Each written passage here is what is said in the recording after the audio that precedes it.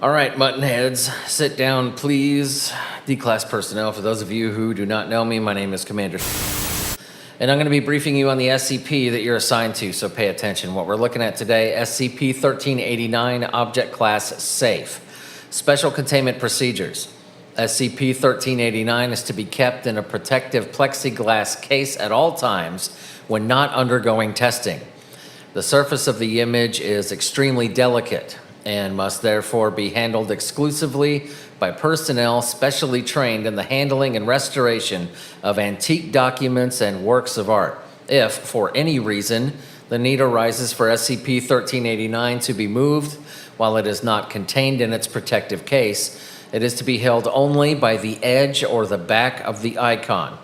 No further tissue samples may be taken from SCP-1389 without explicit permission from the site director. Description: SCP-1389 is a gilded icon of a Christian saint, presumably Mary Magdalene, rendered in the Russian Orthodox tradition. The subject of the depiction has an expression of great distress, and its image is raised approximately 1 millimeter from the background of the icon. The icon was retrieved from an Orthodox monastery near Redacted, Russia. SCP-1389's anomalous properties went unnoticed until increasingly large numbers of pilgrims were reported to be congregating there to see the living saint. When asked about SCP-1389's origins, the resident monks claimed that the icon was given as a gift to the monastery by an anonymous artist and that it had been in their possession for centuries. Now, SCP-1389 has no abnormal visual attributes, but the figure it depicts is slightly warmer than the standard facility temperature at 35 degrees Celsius. X-ray imaging reveals a complete human skeleton directly underneath the surface of the image, flattened and to scale with the figure's form. No dissections have been carried out on SCP-1389 due to the possibility of destroying it, but CT scans indicate that fully functional circulatory and nervous systems exist underneath the paint, implying that it is a living organism.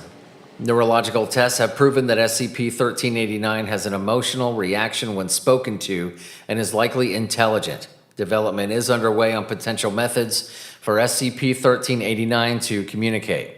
Now, this is Addendum 1389-01, Testimonies of SCP-1389. It was initially believed that SCP-1389 had no capacity for movement, but the figure has shown that it is capable of moving its eyes to follow an object.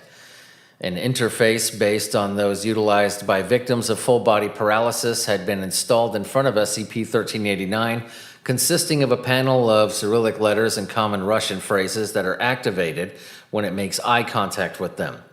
After demonstrating the device's functionality to it, SCP-1389 has proven to be capable of communicating with testing personnel through this interface, and has thus far refused to respond directly to questioning. SCP-1389 statements can happen days apart from one another and are often only semi-coherent. The following transcriptions have been translated from their original Russian.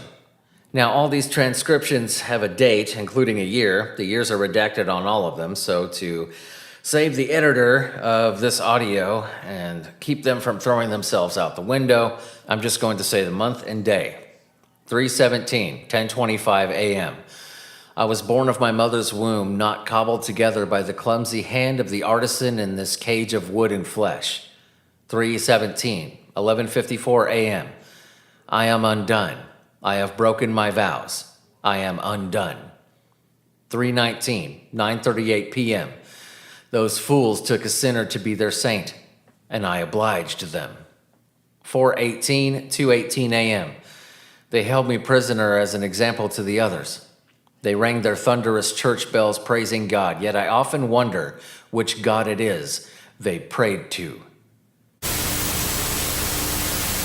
I cannot get out. You are not my liberators. All right, ladies and gentlemen, that was SCP-1389 dismissed.